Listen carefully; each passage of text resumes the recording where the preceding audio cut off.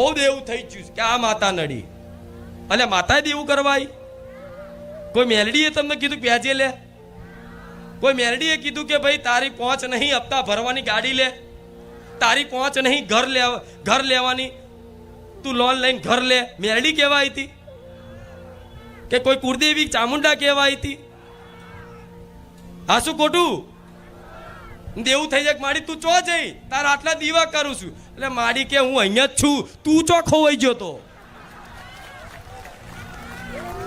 હું તો વર્ષોથી અહીંયા જ છું, પણ તારી આંખોમાં ધૂળ પડી, તું મને ના જોઈએ તો હું શું કરું?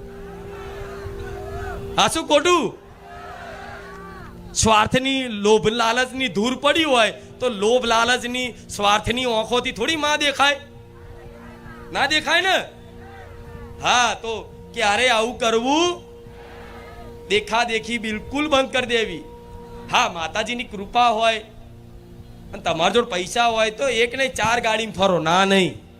એક નહીં 4 સાધન લાવો, એક નહીં 2 ઘર લો, પણ તમારા જોડે હોય એવું કંઈક આવકનો સ્ત્રોત હોય, બરાબર, અને તમને એવું લાગતું હોય કે આ લઈશ, હું આ કરી શકીશ, આત્મવિશ્વાસ જાગતો હોય તો તમે કરો, ના નહીં. ભગવાન જે આલે એની મતલબ તમે કરી શકો છો, ઘરે બનાવી શકો, ગાડી લાવી શકો, બધું કરી શકો છો, પણ તમારી કેપેસિટી જોજો.